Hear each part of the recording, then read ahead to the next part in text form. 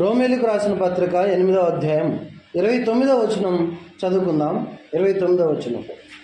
ఎందుకనగా తన కుమారుడు అనేక సహోదరుల్లో జ్యేష్ఠుడగినట్లు దేవుడు ఎవరిని ముందు ఎరిగెనో వారు తన కుమారునితో సారూప్యము గలవారుటకు వారిని ముందుగా నిర్ణయించాను. ప్రార్థన చేద్దాం. దయగల మా తండ్రి, కృపగల మా దేవ, యేసు ప్రభు ఘనమైన నామమున స్తోత్రాలు చెల్లిస్తున్నాం. ఇంతవరకును ఆరాధన జరిగించుకుంటూ నడిపించారు మీ అధ్యక్షతన. వాక్యం చదువుబడి ఉంటుండగా ప్రభువా దేవా, వాక్యం నుండి మీరు మాట్లాడండి. దేవ, సహోదర సహోదరులు సాక్ష్యం పంచుకోవడానికి ఆలోచన ఇచ్చారు. విశ్వాసం మందు స్థిరపరచండి ప్రభా, సహాయం చేయండి ప్రభా. మీ దాసుడు వెడలిన పరిచర్య మీరు మా ముందు నిలిపారు. దాన్ని మేము నమ్మకంగా మీరు అక్కడి వరకు సాగించే కృపను దయచేయమని వేడుకుంటున్నాం. దేవా, చదువున్న లేఖనం నుండి అవసరమైన సంగతులను మీరు అనుగ్రహించి నడిపించమని యేసుక్రీస్తు ప్రభు ఘనమైన పరిశుద్ధమైన నామమున ప్రార్థించి వేడుకుంటున్నాము తండ్రి, ఆమేన్. ప్రభునందు పిల్లారా, రోమా పత్రిక 8వ అధ్యాయం 29వ వచనంలో ఒక మాట ఉంది. దేవుడు ఎవరిని ముందుగా ఎరిగెనో వారు తన కుమారునితో ఏం కావాలని సారూప్యము గలవారు ఒకటకు వారిని ముందుగా నిర్ణయించాను. ఎవరు వాళ్ళు? ఆయన రక్తము చేత ఎవరిని అడిగి పరిశుద్ధులుగా చేయాలని ముందుగా జగత్తు పునాది వేయబడక మునిపే దేవుడు ఏర్పాటు చేశాడో. అంటే ఎవరు వాళ్ళు? మనమే. ఎవరు వాళ్ళు? మనమే.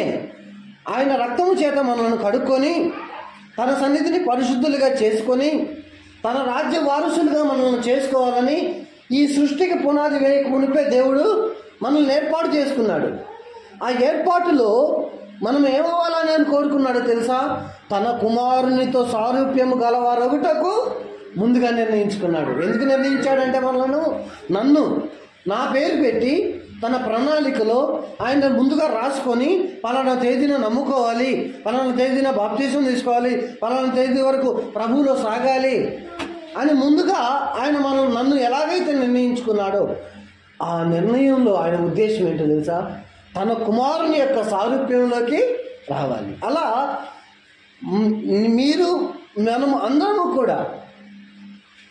మనమందరము కూడా తన కుమారుని యొక్క సారూప్యంలోకి వెళ్ళాలి. తన కుమారుని సారూప్యం ఏంటో తెలుసా అమ్మా అంటున్నారా? తన కుమారుని యొక్క సారూప్యం ఏంటో తెలుసా? హెబ్రీయులకు రాసిన పత్రిక. మనం తన కుమారుని సారూప్యంలోకి వెళ్ళాలని దేవుని ఉద్దేశం. అసలు ఆయన సారూప్యం ఏంటో తెలుసా? హెబ్రీ పత్రిక 1వ అధ్యాయం 3వ వచనం చదువుదాం. 1వ అధ్యాయం 3వ వచనం హెబ్రీ పత్రిక. ఆయన దేవుని మహిమ యొక్క ఎవరు? ఆయన తత్వము యొక్క యేసుక్రీస్తు ప్రభువుని గురించి రాయబడిన మాట.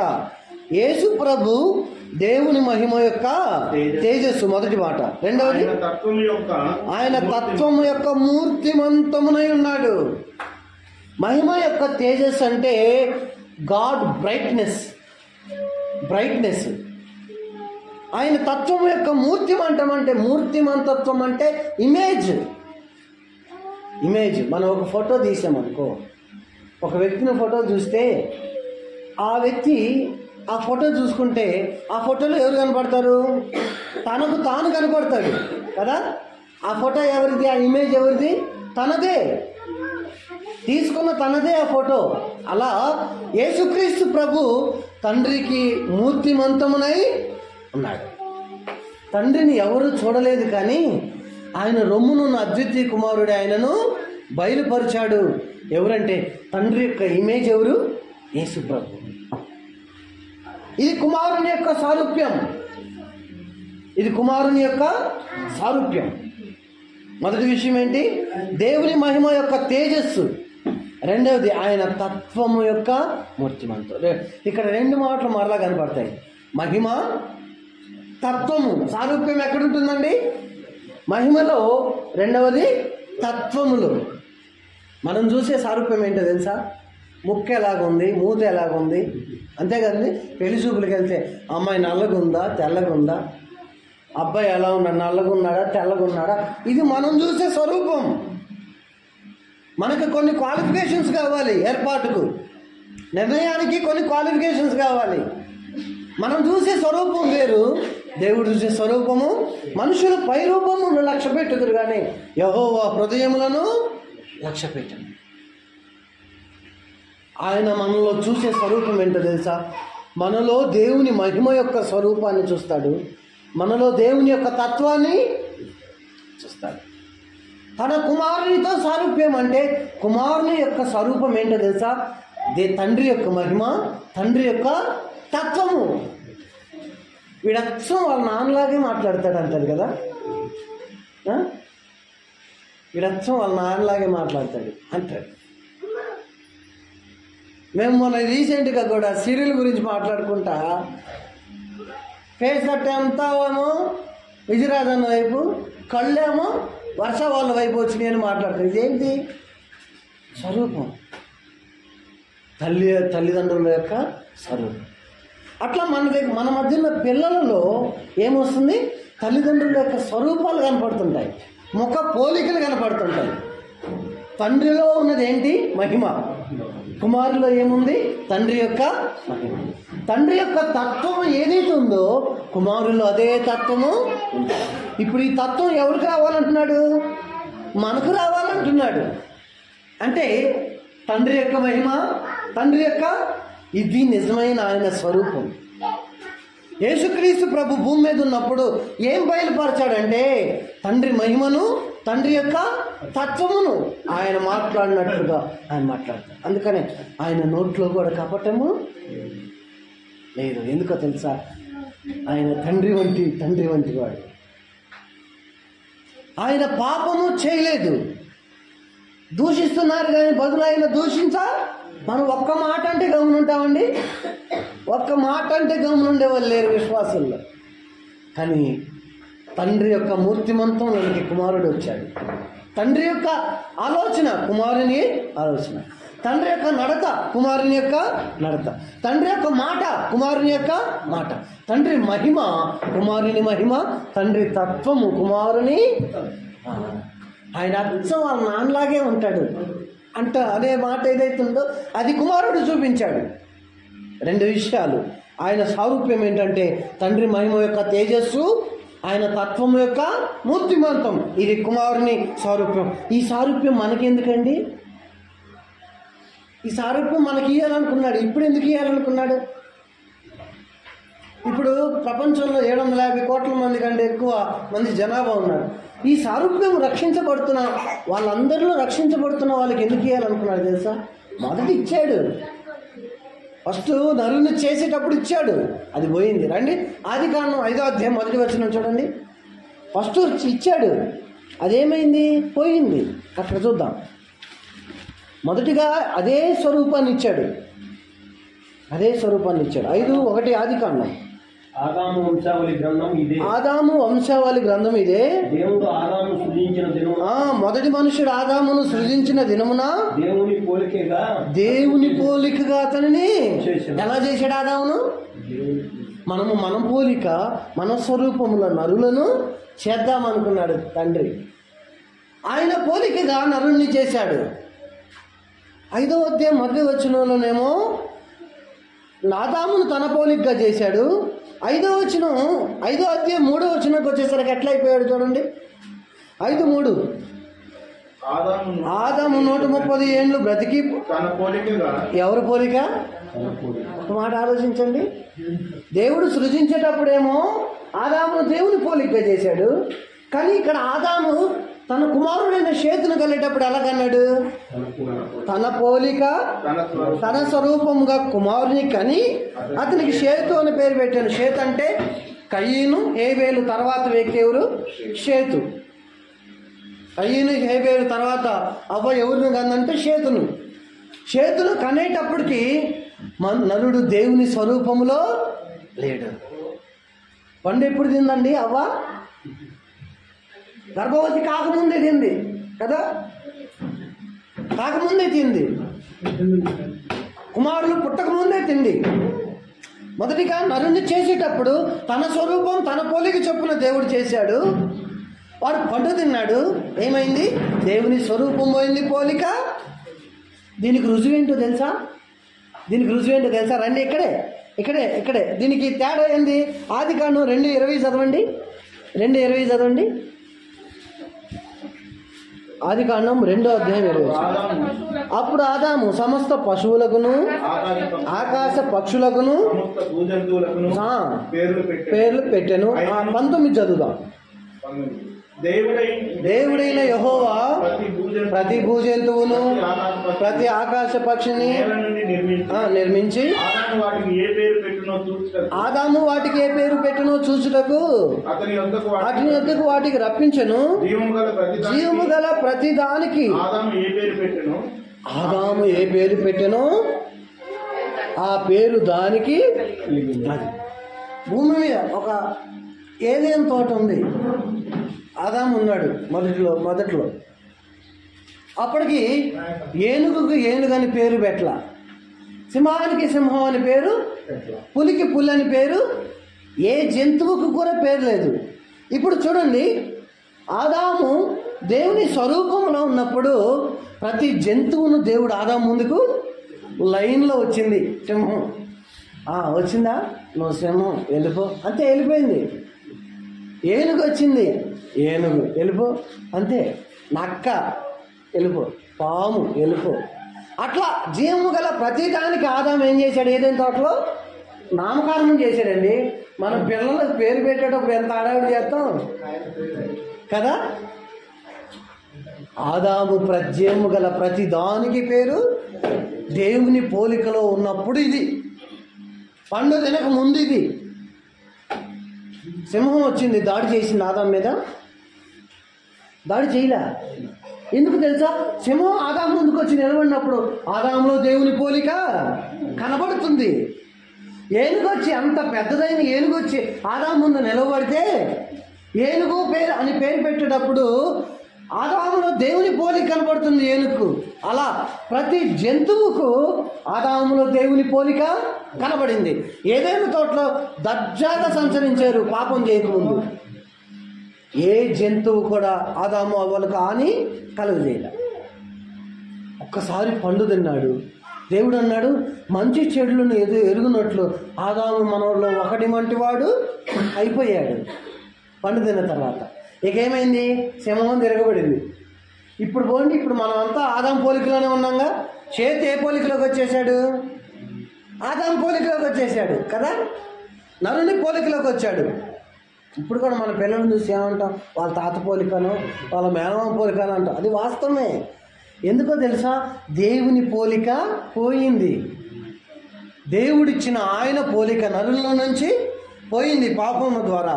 తర్వాత ఎవరి పోలిక వచ్చింది? ఆ తర్వాత పుట్టే ప్రతి పిల్లవాడికి భూమి మీద నరుని పోలికలే ఉన్నాయి. కాబట్టి ఇప్పుడు సింహం ముందుకు వెళ్ళండి, ఆదాము ముందున్నట్టు గమ్మునుండిద్దా? ఉండిద్దా? అప్పుడు సింహాన్ని బోన్లో వేసే అవసరత కూడా లేదు. ఇప్పుడు సింహాన్ని బోన్లో వేస్తున్నారు. కారణం, అది దాడి చేసి చంపి చీల్చి పడేసింది. ఎందుకో తెలుసా? ఈ నేడు మనుషుల్లో ఎవరి పోలిక లేదు, అందుకు తిరగబడ్డాయి.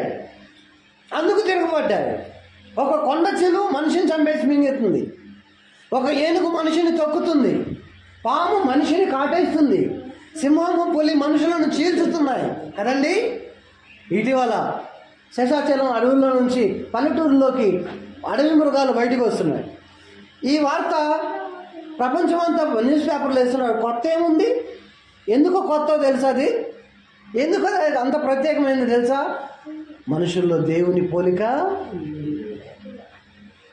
రోమాపత్రికలో పౌలకు మాట రాస్తున్నాడు.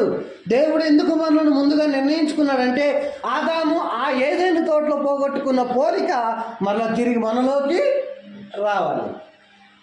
తిరిగి మనలోకి రావడానికి ఆయన మనల్ని ఏం చేస్తున్నాడు? ముందుగా నిర్ణయించుకున్నాడు. చూడండి ఎంత ధన్యత, ఎంత ధన్యత అండి. ఆదాము దేవుని మహిమను కోల్పోయాడు, దేవుని స్వరూపాన్ని కోల్పోయాడు, దేవుని పోలికను కోల్పోయాడు. తిరిగి యేసుక్రీస్తు ప్రభువునందు మనం విశ్వసించుట ద్వారా అది మరలా ఏమవుతుంది? ఆయన పోలికలోకి వెళ్తున్నాం. ఈ పోలికను మనం ఏం చేయాలి? కొరింథీయులకు రాసిన మొదటి పత్రికలోకి రండి. ఇప్పుడు మనం ఏం చేయాలి? ఇప్పుడు ఆ పోలిక కొరకు మనం నిర్ణయించాడు కదా. మనం మన పోలికలో ఉండకూడదు. ప్రభువుని నమ్ముకున్న మనం అందరం కూడా విశ్వాసం నుంచి పాప క్షమాపణ పొందిన మనమందరము కూడా మనం ఇప్పుడు ఏం చేయాలో తెలుసా? 1 కొరింథీ పత్రిక 15వ అధ్యాయం 49వ వచనం చదువుదాం. 15వ అధ్యాయము 49వ వచనం 1 కొరింథీ పత్రిక. మరియు మనము మంటి నుండి పుట్టిన వాని పోలికను మంటి నుండి పుట్టిన వాని పోలిక అంటే ఎవరు? ఆదాము. నీవు మన్న నుండి తీయబడితివి కనుక తిరిగి మన్నయి మంటి నుండి తీయబడిన వాడు ఎవరండి? ఆదాము. ఇప్పుడు మనం ఎవరి పోలికలో ఉన్నామని చెప్పుకున్నాం? ఆదాము పోలికలో ఉన్నాం. ఆ పోలికను ధరించిన ప్రకారం తర్వాత కంటిన్యూషన్ పరలోక సంబంధి పోలికను కూడా ధరిద్దాం. అదే అంటున్నాడు ఇక్కడ. మంటి నుండి ఒక పోలిక వచ్చింది మనకి. ఆదాము నుండి ఆదాము పోలిక వచ్చింది, నరుల పోలిక వచ్చింది. ఇప్పుడు మనం ఎవరి పోలికలో ధరిద్దాం అమ్మా? ఎవరి పోలిక? పరలోక సంబంధి ఎవరు? యేసు ప్రభు. యేసు ప్రభు పోలికను ధరిద్దాం. యేసు ప్రభు పోలిక అంటే ఏమని చెప్పాను నేను? ఏం చెప్పాను? దేవుని మహిమ యొక్క తేజస్సు ఎవరు? యేసు ప్రభు. ఆయన తత్వం యొక్క మూర్తిమంతం ఎవరు? ఇది ఆయన పోలిక అంటే. దేవునిలో ఒక మహిమ ఉంది, ఆ మహిమకు తేజస్సు, బ్రైట్నెస్. ఆయన బ్రైట్నెస్ ఎవరంటే యేసు ప్రభు. దేవునికి ఒక తత్వం ఉంది, ఆయన తత్వం యొక్క మూర్తిమంతం ఎవరు? ఆయన త్వరగా కోప్పడే దేవుడు. ఆయన కోపం నిమిషం మాత్రమేనండి. ఆయన గుణగణాలు అవి. ఆయన గుణగణాలు పరిశుద్ధత, నీతి, విశ్వాస్యత, నిర్దోషత్వం, మహిమ కలిగిన సారూప్యం. ఇది ఆయన గుణగణాలు. అందుకని మనం దేవుని పొగిడేటప్పుడు ఏమని పొగుతాం? సైన్యములకు అధిపతి యెహోవా పరిశుద్ధుడు, పరిశుద్ధుడు, పరిశుద్ధుడు అని పొగుడుతాం. ఇది ఆయన గుణగణాలను పొగిడే పద్ధతి. ఆయన తత్వమే, ఆయన స్వరూప్యం ఏంటో తెలుసా? ఆయన మహిమ యొక్క తేజస్సు, తత్వం యొక్క. ఇది ఎక్కడికి రావాలి? మనలోకి రావాలి. ఆ విధంగా పురుషుని స్త్రీని గురించి పౌలు ఎఫెసీ పత్రికలో చెప్పేటప్పుడు ఏమంటున్నాడు తెలుసా? అండి? అటువలే క్రీస్తు కూడా సంఘమును, గుర్తులేదా? అటువలే క్రీస్తు కూడా సంఘమును ప్రేమించి అది ముడతైనను మచ్చైనను అటు మరేదైనా లేక తన సన్నిధిని నిర్దోషులుగాను నిరపరాధులుగాను మహిమ గల సంఘముగా నిలబెట్టుకుంటుంది. మనల్ని ఎలా నిలబెట్టుకోవాలనుకున్నాడండి? మహిమ. ఎందుకో తెలుసా? ఆ మహిమ దేవుని యొక్క స్వరూపం. ఏంటది? ఆ మహిమే దేవుని యొక్క, ఆ మహిమే యేసు ప్రభు యొక్క స్వరూపం. మనల్ని ఇప్పుడు ఆ స్వరూప్యంలోకి తీసుకెళ్లాలని మనల్ని ఏం చేశాడు? నిర్ణయించుకున్నాడు. ఇక్కడ అదే చెబుతున్నాం. మంటి నుండి పుట్టిన వాళ్ళు పోలిక ధరించాం, బాగానే ఉంది. తల్లిదండ్రుల పోలికలు వచ్చాయి, బాగానే ఉంది. ఇప్పుడు మనం ఎవరి స్వరూపాన్ని ధరించాలి? ఎవరి పోలికను ధరించాలంటే పరలోక సంబంధి అనే యేసు ప్రభు పోలికను మనం ధరించాలి. అంటే ఒక మాట చెప్పండి. ఆయన పోలిక ఎక్కడుంది? తండ్రి ఎలాగున్నాడో కుమారుడు కూడా, కుమారుడు ఎలాగున్నాడో ఆయన యందు విశ్వాసం ఉంచిన మనము కూడా అలాగే ఉన్నామా? కుమారులాగా ఆయన కంఠస్వరం సంత వీధుల్లో వినపడదు. మన వాళ్ళేమో తగాదకు లెగిస్తే భరించలేము అనమాట. ఒకసారి లోకస్తులు అంటారు, మీకంటే మేమే నయం అంటారు. ఎవరిని చూసి? విశ్వాసులను చూసండి. ఇది దేవుని పోలిక స్వరూపమైన యేసు ప్రభు నమ్ముకున్న తర్వాత క్రీస్తులోనికి బాప్తిసం పొందిన మీరందరూ కూడా ఎవరిని ధరించారు? క్రీస్తుని ధరించాం. ఇక మీదట కనపడాల్సింది మనం కాదు, మనం ఎవరిని ధరించుకున్నామో ఆ క్రీస్తు మనలో కనపడాలి. ఆ యేసు ప్రభు మనలో కనపడాలి. ఎవరికి? మన కుటుంబానికి, మన యొక్క లోకానికి, కుటుంబానికి మనలో ఉన్న యేసు ప్రభు కనపడాలి. అంటే మన మాట ఎలా ఉండాలి? ఆయన మాటలాగా, మన ఆలోచన ఆయన ఆలోచనలాగా ఉండాలి. మన నడత ఆయన నడతలాగా ఉండాలి. మనము ఆయన వంటి వారము అవ్వాలి. ఇది ఎలా సాధ్యమవుతుందో తెలుసా? చెప్పమంటారా? ఇది ఎలా సాధ్యమైందండి మనకు? అమ్మ వినండి. యేసు ప్రభు పోలికలోకి మనం వెళ్ళటానికి, మనం భూమి మీద ఆయన పోలికను ధరించడానికి ఎలా సాధ్యమైందో తెలుసా? ఎబిసి పత్రిక ఎలా సాధ్యమైంది? 4వ అధ్యాయము 24వ వచనం. నీతియు యథార్థమైన భక్తి గలవారు. నీతియు మొదటి విషయం, నీతియు యథార్థమైన భక్తి గలవారై దేవుని పోలికగా సృష్టింపబడిన. వినండి. ఏం కలిగి ఉండాలి దేవుని పోలికలోకి వెళ్ళాలంటే? నీతి యథార్థమైన భక్తి కలవారై దేవుని పోలికగా సృష్టింపబడిన నవీన స్వభావమును ధరించుకోవాలి. ఏం ధరించాలి? నువ్వు ఏం ధరించాలండి? బంగారాన్నా? ఏం ధరించాలి విశ్వాసులు? బంగారాలనా? యెహెజ్కేలు గ్రంథంలో ముక్కు పుడకను కూడా దేవుడు ఖండిస్తానన్నాడు. ద్రాక్ష తీగలను ముక్కుకు పెట్టుకొని యెరూషలేము స్త్రీలు దేవుని దృష్టికి హేయులైపోయారు. ముక్కు పుడక ఎవరు ఆచారం అండి? అన్యుల ఆచారం అండి. అది దేవుని పిల్లలకు ఉండకూడదు. ఇది దేవుడు యెహెజ్కేలు గ్రంథంలో చెప్తున్నాడు. యెషయా గ్రంథం 3వ అధ్యాయం 16వ వచనం నుండి చదవండి. ముఖ్యంగా కమ్మలు ఉండకూడదు, చెవులకు అటేమంటారు కమ్మలు ఉండకూడదు, చేతులకు గాజులు ఉండకూడదు, చేతులకు కడియాలు ఉండకూడదు, మస్తి ఫ్లవర్లు ఉండకూడదు. ఉత్సవ వస్త్రాలు అంటే ఏంటో తెలుసా? మా పిల్లలకు బట్టలు పెడతారు అంటారే అమ్మా. పండగ బట్టలు ఉన్నాయా? పండగ బట్టలు లేవు మన కుటుంబాల్లో. అబ్బా ఉచితే, నేను చూస్తున్నాగా అన్నీ పంచుతున్నారు. పండగ బట్టలు కూడా దేవుని దృష్టికి ఇష్టమైంది. యెషయా గ్రంథం 3వ అధ్యాయం 16వ వచనం నుండి ఒక లిస్ట్ ఇచ్చాడు. ఏ ఉండకూడదు. సీయోను కుమార్తెలు వాటిని అన్నింటినీ ధరించుకొని కులుకుతూ నా ముందు నడుస్తున్నారు కాబట్టి వాళ్ళ తలను బోడు చేస్తానన్నాడు. దేవునికి ఇష్టం లేని పనులు ఏంటి? ఇప్పుడు భారతదేశం ఇవన్నీ తీసేసి ప్లెయిన్గా ఉన్న ఆడపిల్లని ఏమనిద్దండి? మగుడు తెచ్చిన ఉండా అనిద్ది, అంతేగా? అది మనకి వినటానికి ఎంతో చెవులు పగిలిపోతాయి అన్నమాట ఆ మాట విన్నామే. కానీ దేవుడి పోలిక మనకు ముక్కుకు పొడక కావాలనుకుంటే ఆయన బొక్క పెట్టి పంపడా? ఆయన పంపించేటప్పుడు ఎలా పంపాడండి? బొక్కలు పెట్టి పంపాడా? ఎవరు పెట్టుకున్నారు బొక్కలు? మనం పెట్టుకుంటున్నాం. ఆయనకు అది కావాలంటే చెవులకు ముక్కుకి ముందుగా బొక్క పెట్టడా? పెట్టే పంపిస్తాడండి. ఆయన ఎందుకు పెట్టలేదు తెలుసా? ఆయన పంపేటప్పుడు ఆదాము యొక్క పోలికలోకి మనలను పంపాడు. మనం ఏం చేస్తున్నాం తెలుసా? ఆ పోలికలను మర్చిపోయి, ఆ వ్యవహారాలను మర్చిపోయి మనం ఒక సొంత పోలికలోకి తెచ్చుకుంటున్నాం. మన పోలికలను మనం మార్చుకుంటున్నాం. ఇది దేవునికి ఇష్టమైనది.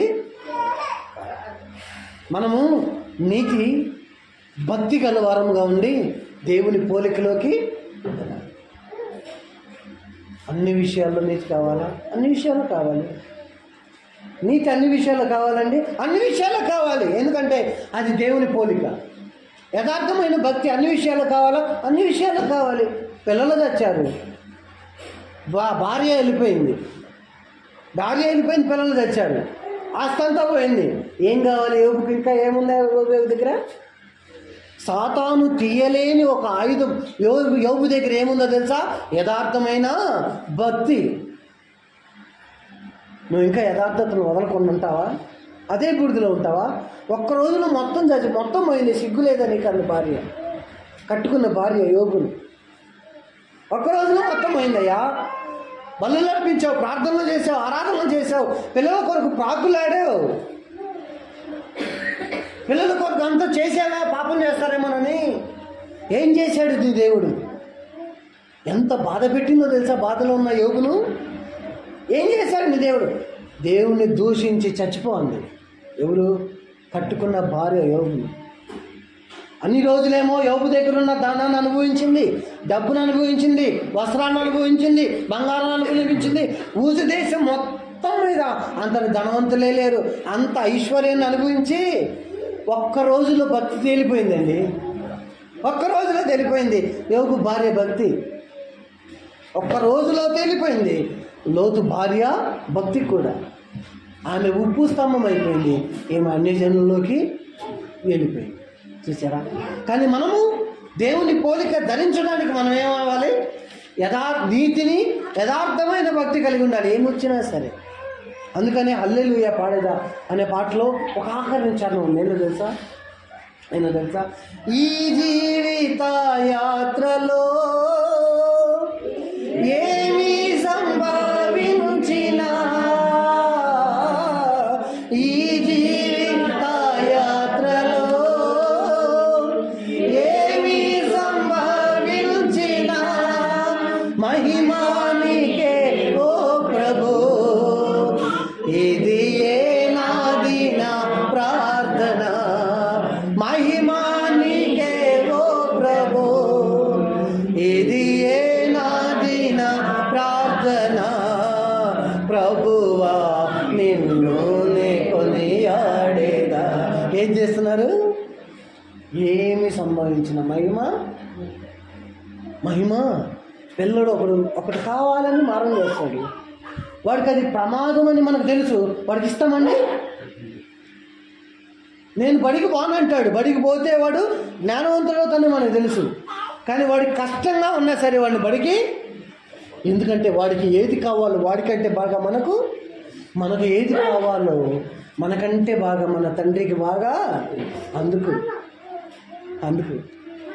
మనం ఏడ్చే పరిస్థితులు వస్తాయి ఒకసారి, కానీ మహిమ మాత్రం ఆయనకు. ఎందుకంటే మన పిల్లల విషయంలో మనం ఎంత శ్రద్ధ కలిగి ఉంటామో వాళ్ళకంటే బాగా మనకు తెలుసు, మనకంటే మన గురించి బాగా తండ్రికి. ఇది దేవుని ప్రేమ. ఇది చిన్న లాజిక్. మనకంటే బాగా నేడుస్తున్నామా ఆయనకు తెలుసండి. బాధ వచ్చింది ఆయనకు తెలుసు, శ్రమ వచ్చింది ఆయనకు తెలుసు, ఇరుకొచ్చింది ఆయనకు తెలుసు. దేవుని దగ్గరికి వచ్చి మొర పెడుతున్నాం ఆయనకు తెలుసు. ఒక్కసారిగా జవాబు ఎందుకు రావట్లేదు ఆయనకు తెలుసు ఎప్పుడు ఇవ్వాలో. ఒకేసారి ఇస్తే దేవుని లెక్క చేస్తాము మనం. ఎందుకో తెలుసా? నరుడు ప్రభువును నమ్ముకున్న తర్వాత కూడా వాని స్వభావం పూర్తిగా మారదు. ఆయన ఏం చేస్తాడు తెలుసా? ఆ స్వభావాన్ని తన పోలిక, తన స్వరూపంలోకి మార్చుకోవడానికి దేవుడు కొన్ని అనుమతిస్తూ ఉంటాడు. మనం ఏం చేస్తాం తెలుసా? ఆయన అనుమతించే దాన్ని అనుభవిస్తూ అవసరమైతే ఏడవలసినప్పుడు, ఆనందించినప్పుడు. ఈ మాటకు ఓదార్పుగా యాకోబు ఒక మాట అంటున్నాడు, మీలో ఎవరికైనా శ్రమ సంభవించినా అతడు ప్రార్థన, మీలో ఎవరికైనా సంతోషము కలిగినా అతడు కీర్తనలు, మీలో ఎవడైనా రోగి ఉన్నాడా అతడు సంఘపు పెద్దలను పిలిచి. ఈ అలవాట్లు మనకున్నాయా? ఈ అలవాట్లు మనకున్నాయండి. మనకు కావాల్సిన అలవాట్లు అవే. ఎందుకో తెలుసా? మనం ముందు ఆదాము పోలిక, తల్లిదండ్రుల పోలికల నుంచి ఎక్కడికి వచ్చాం? యేసు ప్రభువుని నమ్ముకున్న తర్వాత ఆయన పోలికలోకి రావటానికి మనం ఏం చేస్తున్నాం? మార్చబడ్డాం. ప్రభువుని నమ్ముకున్న తర్వాత మనం ఆయన పోలికలోకి వెళ్తున్నాం. ఆయన పోలికలోకి వెళ్ళటానికి ఆయన ఏం చేశాడు తెలుసా? తన పోలికలో పూర్తిగా ఉన్న యేసు ప్రభువే శరీరంలో శ్రమపడ్డాడు. పేతురు అన్నాడు అదే పాట, క్రీస్తు శరీరం ముందు శ్రమపడాను కనుక మీరు అట్టి మనస్సును ఆయుధంగా ధరించుకోండి అన్నాడు. ఎలా ఉండాలి? ఒకటి నీతి, రెండోది యథార్థమైన భక్తి. తర్వాత ఇలాగ కలిగి ఉన్నప్పుడు నీతి, యథార్థమైన భక్తితో పాటు ఇంకా ఎలాగో దేవుని స్వరూపంలోకి వెళ్తున్నాం తెలుసా? ఒక మాటను చూద్దాం. చూడండి, కొరింథీయులకు రాసిన రెండవ పత్రిక 3వ అధ్యాయము 18వ వచనం. మనమందరమును ముసుగులేని ముఖముతో ప్రభు యొక్క మహిమను ఏం చేయాలండి? దేవునికి మహిమ ఉంది కదా, మనం ఏం చేస్తున్నాం? మనలో ప్రభు ఉన్నాడు కదండి. సంఘము దేవునికి దేవాలయం, విశ్వాసి దేహమే దేవునికి. అదే మీరు దేవుని ఆలయమై ఉన్నారనియో, దేవుని ఆత్మ మేమలో నివసించుతున్నాడనియో మీరు ఎరుగురా. దేవునికి మందిరాలు కాదు ఆలయం, రాళ్ళు కాదు ఆలయాలు. విశ్వాసి హృదయం దేవునికి ఆలయం. దేవుని సంఘమే దేవునికి ఆలయం. ఈ ఆలయం ఆయన స్వరూపంలోకి వెళ్ళటానికి ఏం చేస్తున్నాం? మనం ఆయన నమ్ముకున్న తర్వాత ముసుగు వేయకూడదు. దేనికి? ఈ ముసుగులు కాదు, అది ఈ ముసుగు వేరు, ఇక్కడ ఉన్న ముసుగు. ఆయన స్వరూపం మనలో ఉంటే, ఆయన మనలో ఉంటే, ఆయన స్వరూపం మనలో ఉంటే నీతిని, యథార్థమైన భక్తిని కలిగి ఉండి దానికి ముసుగేయకూడదు. లోకానికి చూపించి నీలో ఉన్న నీతిని లోకానికి, నీలో ఉన్న యథార్థమైన భక్తిని. కొంతమంది లోకస్తుల ముందు దేవుని పిల్లలు అనిపించుకోవడానికి ఇష్టపడరు. ఏమంటే సిగ్గు. బైబిల్ పట్టుకొని బజార్లో నడిచాలి, అలాంటి సిగ్గు మన వాళ్ళకి. మన దేవుని విశ్వాసిని అని లోకం ముందు కనపరుచుకోవడమే సిగ్గు. ఎందుకో తెలుసా? ఉద్యోగస్తులకు ఉద్యోగంలో వాల్యూ తగ్గిద్దేమోనని ఏం చేస్తారు తెలుసా? తాను భక్తి పరువుని అనే ముసుగేసేస్తాడు. భక్తి పరువుని అనే విషయాన్ని మర్చిపోయి ఉద్యోగస్తుని ముసుగేస్తాడు. మనం దేవుని సన్నిధిలో రక్షించబడిన తర్వాత మనం ముసుగు వేయడానికి వీలు ఎక్కడున్నా సరే. మనం దేవుని పిల్లలుగానే, దేవుని పిల్లల లక్షణం ఏంటో తెలుసా? ఆయనను మర్చిపోకుండా బతకటం. మహిమను ఆ అద్దము వలె ప్రతిబింబం చేయొచ్చు. ఇంకేం చేయాలి?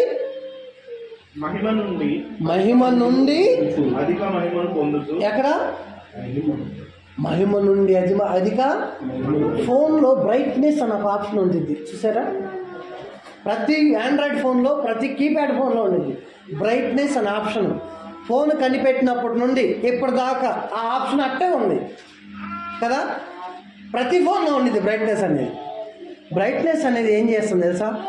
లోలో పెట్టుకున్నాం అనుకో స్క్రీన్ డల్గా ఉంటుంది. మీడియంలో పెట్టుకున్నాం అనుకో కొంచెం వెలుతురు కనపడుద్ది. ఫుల్ పెట్టామంటే స్క్రీన్ వెలిగిపోయింది. అంటే అర్థం ఏంటి? మహిమ ఉంది, మహిమ నుండి అధిక. ఇది బ్రైట్నెస్ పెంచుకుంటూ పోండి. ప్రభువును చూపించుకుంటూ పోయింది, నీతిని పెంచుకుంటూ పోయింది, యథార్థతను పెంచుకుంటూ పోయింది, విశ్వాసతను పెంచుకుంటూ పోయింది, దేవుని కొరకు పరిశుద్ధతను పెంచుకుంటూ వెళ్తున్నప్పుడు మహిమ నుండి అధిక మహిమ. ఇది ఆ బ్రైట్నెస్ యొక్క లెవెల్స్.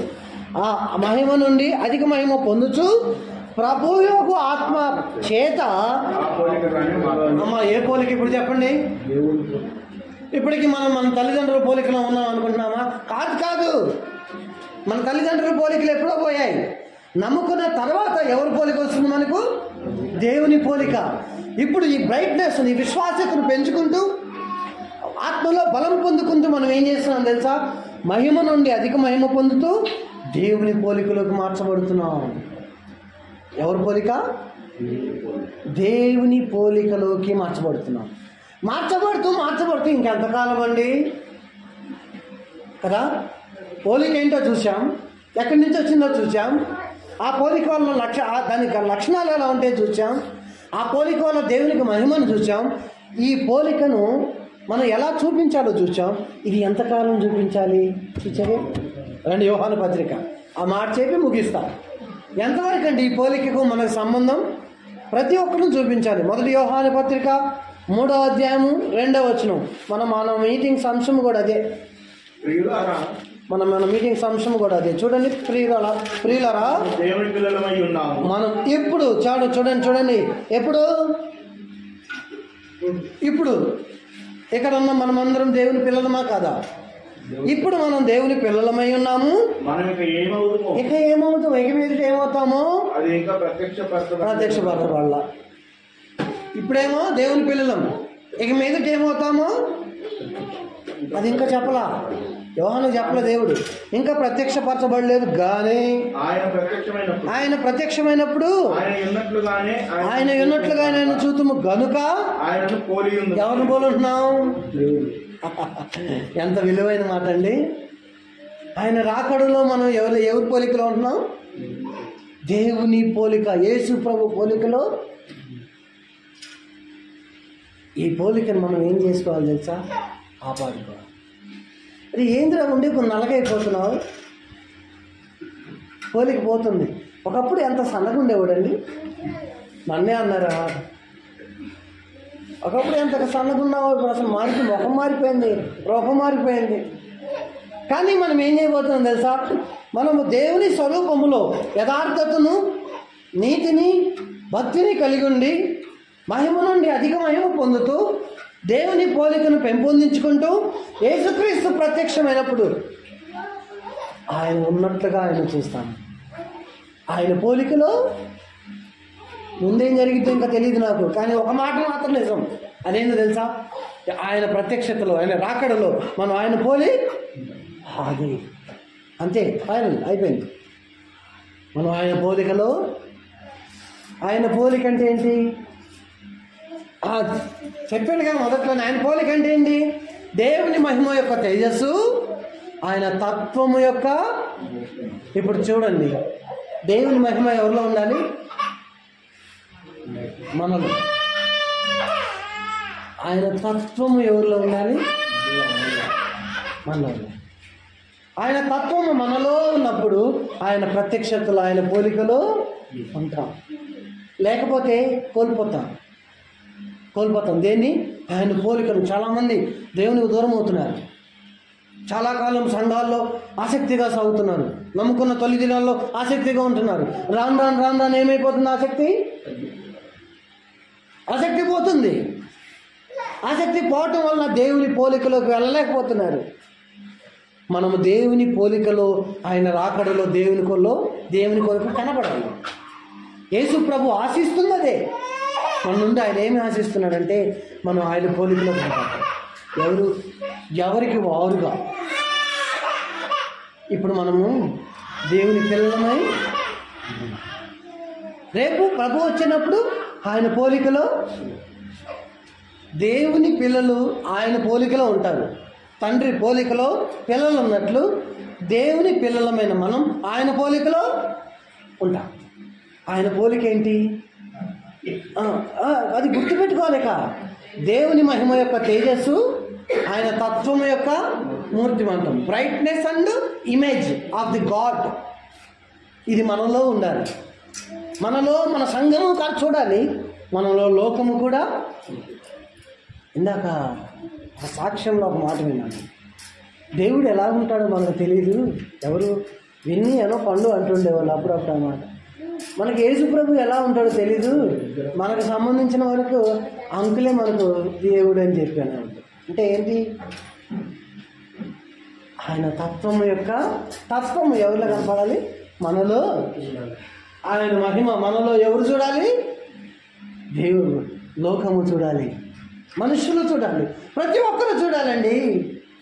అంటే ఆయన మనుషులను ప్రేమించినట్లు మనము, ఆయన మనుషులతో మాట్లాడినట్టు మనము, ఆయన మనుషులతో నడిచినట్టు మనము ఆయన కొరకు నమ్మకంగా ఉండాలి. ఆయన వెలుగును మన లోకంలోకి. ఇది ప్రభు కోరుకుంది. అది ఏంటది? ఆయన ఇమేజ్ మనలో ఎవరు చూడాలి? లోకం చూడాలి. మన ఇమేజ్ కనపడకూడదు. ఉద్యోగాలు ఉన్నాయి, కనపడకూడదు. అంతే, మన దేవుని పిల్లలమై ఉన్నాం. కనపడాల్సిన లోకస్తులు ఉద్యోగాలను చూపించుకుంటారు. దేవుని పిల్లలు దేవుని తన ఇమేజ్, దేవుని ఇమేజ్ని చూపిస్తారు. వ్యాపారాలు ఉన్నాయి, వ్యాపారం కనపడకూడదు. డబ్బు ఉంది, డబ్బు కనపడకూడదు. ఏం కనపడాలి? దేవుని ఇమేజ్ కనపడాలి. మనలో దేవుని యొక్క ఇమేజ్, లోకము. ఆ ఇమేజ్ చూడాలి అంటే బ్రైట్నెస్ కావాలి, మహిమ కావాలి. ఫోను బ్రైట్నెస్ మొత్తం తగ్గించి ఈ పగలు ఒక ఫోటో పెట్టుకుని చూడండి, కనపడిద్ది ఎవరికైనా? ఇంత దగ్గర పెట్టుకున్నా కనపడదు. అంటే దేవుని ఇమేజ్, ఆయన గుణగణాలు ఉన్నాయి, కానీ ఆయన మహిమ లేకపోతే లోకము దాన్ని చూడదు. బ్రైట్నెస్ మొత్తం తగ్గించండి. పగలు ఒక ఫోటో చూడండి, కనపడిద్దా? ఎట్టు చూసినా కూడా కనపడదు. అదే ఇమేజ్ పెట్టుకొని బ్రైట్నెస్ పెంచండి, చిన్నగా ఇమేజ్ కనపడింది. బ్రైట్నెస్ పెంచుకుంటూ పోండి, కనపడింది. ఫుల్ పెట్టండి, వెలిగిపోయింది ఇమేజ్. వెలిగిపోయిద్దండి ఇమేజ్. ఫుల్ బ్రైట్నెస్లో ఇమేజ్ వెలిగిపోయినట్టు దేవుని యొక్క భక్తి, ఆయన యొక్క ఇమేజ్ మనలో, ఆయన మహిమను పెంపొందించుకుంటూ పోయేకండి లోకమేకి స్పష్టంగా ప్రభు కనపడతాడు. స్పష్టంగా ప్రభువు. మనం మనల్ని చూపించకూడదు లోకాన్ని, మన మాట తీరును చూపించకూడదు, మన దేహ దారుద్యాలను చూపించకూడదు, మన కండబలాలను చూపించకూడదు, మన అండబలాలను ఏం చూపించాలి లోకాల కంటే? మనలో దేవుని ఇమేజ్ చూపించాలి. ఆయన స్వరూపాన్ని లోకానికి విశ్వాసి చూపిస్తున్నప్పుడు దేనిలో చూపించాలి? మహిమలో చూపించాలి. మహిమ అంటే లైట్, ఇమేజ్, బ్రైట్నెస్. ఆ వెలుతురులో ప్రభు కనపడుతున్నప్పుడు అదే వాళ్ళు ప్రార్థనకు వెళ్ళి ఎంత మారిపోయారు. ఇది లోక మనలను, అదే సువార్త అంటే. సువార్త అంటే నోరు తెరిచి నోటితో చెప్పేది మాత్రమే కాదు. నీ క్రియల్లో నువ్వు కలిగి ఉంటావే దేవుని కొరకు, నువ్వు కాపాడుకుంటావే సాక్ష్యాన్ని, నువ్వు కాపాడుకుంటావు మాటల్ని, నువ్వు కాపాడుకుంటావే నీ నడతని, నువ్వు కాపాడుకుంటావే నీ యొక్క ఆ ఇమేజ్ను, నీ యొక్క వ్యక్తిత్వాన్ని నువ్వు కాపాడుకుంటావే. ఇది లోకము చూస్తున్నప్పుడు నిన్ను చూసే ఆకర్షించబడతారు. నువ్వు చెప్పాల్సిన అవసరం కూడా లేదు. నిన్ను చూసే నమ్ముకుంటారు వాళ్ళ దేవుణ్ణి. నీ మాటను చూసి అబ్బా అలా ఉండాలి, అలా ఉండటానికి నువ్వు ఇంత ఇదిగా ఎలా ఉండగలుగుతున్నావు అంటే అప్పుడు మనం చెబుతాం నేను యేసు ప్రభువుని నమ్ముకున్నాను. అప్పుడు వాళ్ళేమవుతారు? ఇన్స్పైర్ అవుతారు ఆ విషయంలో. ఇదే సువార్త పరిచర్య అంటే. ఇదే నోరు తెరిచి ప్రకటనలు చేసి చెప్పేది కాదు మాత్రమే కాదండి సువార్త సేవ అంటే. మనలో దేవుని ఇమేజ్ని చూపిస్తూ పోతున్నప్పుడు లోకము గుర్తించదే, లోకము చూసి ఆకర్షించబడింది. ఈ సారూప్యం మనలోకి రావాలని మనం దేవుడు ముందుగా రమ 28-29 మనం మొదట్లో చదువుకున్నాము. ఈ సారూప్యం మనలో రావటానికి దేవుడు మనలను ముందుగా నిర్ణయించుకున్నాడు. అమ్మా, ఆయన సారూప్యం పోలిక మనలో ఉండటం దేవుని యొక్క నిర్ణయం. ఇప్పుడు అదే సారూప్యం, అదే పోలిక ఆయన రాకడలో మనము ఆయనను పోలి ఉండటానికి సహాయపడుతుంది. దాన్ని కాపాడుకోవడానికి మనం దేవుని కొరకు నమ్మకంగా సాగుదాం. ఆయన రాకడ వరకు ప్రభువులో నిలిచి ఉందాం. దేవుడు తన వాక్యాన్ని దీవించి ఆశీర్వదించును గాక. ప్రార్థన చేసుకుందాం.